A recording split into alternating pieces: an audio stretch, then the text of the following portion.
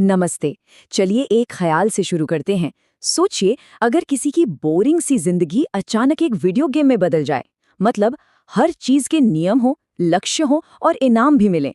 आज हम ठीक ऐसी ही एक कहानी की परतों को खोलेंगे और देखेंगे कि कैसे कभी-कभी जिंदगी की सबसे बड़ी बोरियत ही सबसे बड़ा मौका बन जाती है। असल में ये सवाल ही आज की हमारी कहानी की नींव है। जरा सोचकर देखिए, हर छोटे बड़े काम पर पॉइंट्स मिल रहे हैं। हर मुश्किल एक नया क्वेस्ट बन गई है। ये आइडिया, ये ख्याल आज लाखों लोगों को अपनी तरफ खींच रहा है। और आज हम यही समझने की कोशिश करेंगे कि आखिर इसमें ऐसा क्या खास है। तो कहानी के दो सिरे हैं। एक तरफ है एक ब्रह्मांडीय शक्ति, इतनी पुरानी, इतनी ताकतवर कि वो अरबों सालों से जी रही है। और अब वो इतनी ज्यादा बोर हो चुकी है कि कुछ नया महसूस करने के लिए वो खुद को ही तकलीफ देने की कोशिश करती है। और फिर दूसरी तरफ है न्यूयॉर्क में रहने वाला एक नौजवान करोड़पति, जिसके पास कहने को तो सब कुछ है, पैसा, आजादी, लेकिन फिर भी अंदर से वो एकदम खोखला है। देखिए, दो बिल्कुल अलग अलग दुनियाएं, लेकिन दोनों का दुश्मन एक ही है, जिंदगी का खालीपन। तो सवाल ये उठता है कि जब बोरियत की ये दो अलग अलग दुनियाएं आपस में टकराएंगी तो क्या होगा। खैर, इसकी शुरुआत होती है एक बहुत ही मामूली सी इच्छा से। तो होता ये है कि एक रात न्यूयॉर्क की सड़कों पर चलते हुए हमारा ये करोड़पति हीरो लेक्स आसमान में एक टूटता तारा देखता है और बस यूं ही मजाक मजाक में वो एक इच्छा मांग बैठता है। और बस यहीं से पूरी कहानी 180 डिग्री घूम जाती है, क्योंकि वो जिसे लेक्स टूटता तारा समझ रहा था, वो कोई मामूली पत्थर का टुकड़ा नहीं था। वो तो उस ब्रह्मांडीय शक्ति का बनाया हुआ एक जिंदा जागता सिस्टम था। और उसने लेक्स की इच्छा सुन ली। उस एक पल में वो सिस्टम आसमान में अपना रास्ता सचमुच बदल देता है। एकदम खामोशी से, बिना किसी आवाज के, वो सिस्टम हवा को चीरता हुआ सीधा लेक्स से आ टकराता है। और बूम, लेक्स वहीं बेहोश हो जाता है। अब जब लेक्स की आंख खुलती है तो दुनिया बदल चुकी होती है। न्यूयॉर्क की सड़कों का शोर गायब है। उसकी जगह उसके दिमाग के अंदर एक आवाज गूंज रही है, एक डिजिटल आवाज। और वो आवाज ऐलान कर रही है कि उसकी पूरी की पूरी हकीकत को अभी-अभी एक जबरदस्त अपग्रेड मिला है। तो चलिए इस ट्रांसफॉर्मेशन के अगले लेवल पर चलते हैं और देखते हैं कि लेक्स इस नई अजीब दुनिया को समझना कैसे शुरू करता है। अब देखिए, हर अच्छे गेम में एक गाइड या ट्यूटोरियल तो होता ही है ना? तो लेक्स की गाइड है मेरी जेन। वो एक छोटी सी हवा में तैरने वाली ऑगमेंटेड रियलिटी अवतार है। और सबसे मजेदार बात यह है कि उसे लेक्स की ही यादों से बनाया गया है, ताकि उसे सब कुछ अपना सा और आसान लगे। तो मेरी जेन असल में लेक्स का पर्सनल यूजर इंटरफेस है। मतलब वो सीधे उसके दिमाग से जुड़ी है, उसके ख्यालों को पढ़ सकती है और उसके मुश्किल से मुश्किल कमांड्स को भी पूरा कर सकती है। और हाँ, उसे लेक्स के अलावा और कोई देख या सुन नहीं सकता। तो इस नए गेम का मेन मिशन क्या है?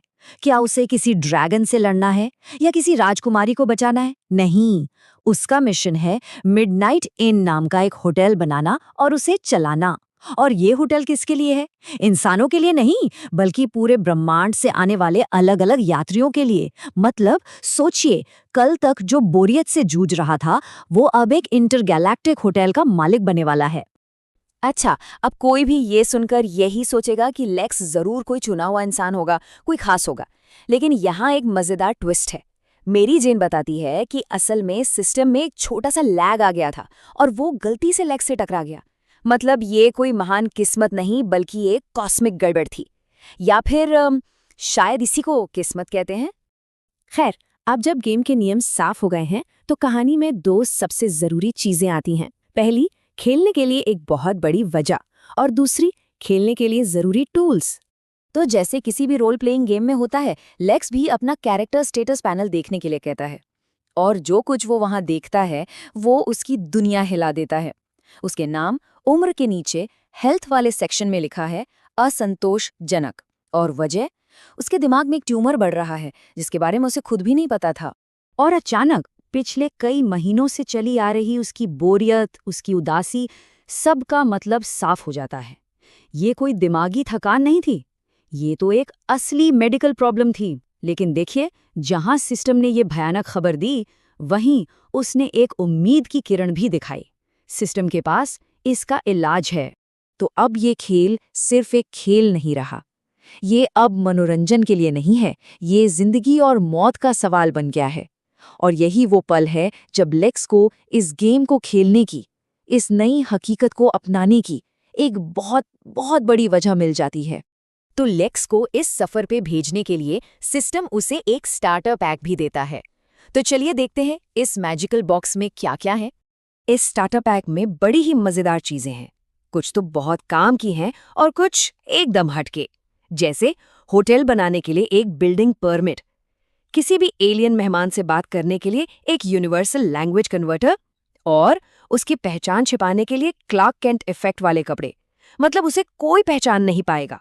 और फिर आती है इस पैक की सबसे अजीब और शायद सबसे ताकतवर चीज, आत्मरक्षा के लिए मक्खन वाला चाकू। जी हाँ, एक बटर नाइफ। लेकिन ये कोई मामूली चाकू नहीं है।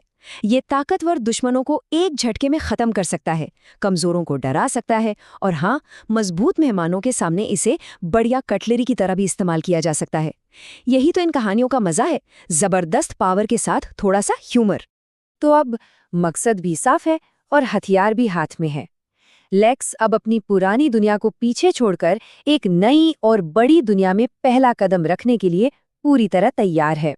और ये पहला कदम उठाना बस एक ख्याल जितना आसान है। वो सिर्फ अपने बिल्डिंग परमिट के बारे में सोचता है और एक पल में ही न्यूयॉर्क शहर की जानी पहचानी दुनिया उसकी आंखों के सामने धुंधली पड़कर गायब हो जाती है। अगले ही पल वो खुद को बादलों के एक अंतहीन समंदर के बीच में जमीन के एक तैरते हुए टुकड़े पर खड़ा पाता है।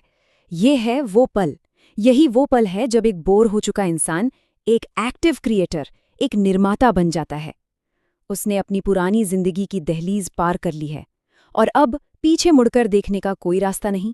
उसकी बोरियत हवा हो चुकी है और उसकी जगह सालों बाद उसे वो बच्चों वाली हैरानी और एक्साइटमेंट महसूस हो रही है। और इस विशाल नई दुनिया में उसका पहला ख्याल क्या आता है? क्या यहाँ पैनकेक मिलेंगे? ये छोटी सी बात असल में बहुत गहरी है। ये हमें बताती है कि हम कितने भी बड़े ब्रह्मांड का हिस्सा क्यों ना बन जाएं, आखिर में हम अपनी छोटी छोटी इंसानी ख्वाहिशों के साथ ही जीते हैं। और शायद यही वो चीज़ है जो हमें इस तरह की कहानियों से इतना जोड़ती है।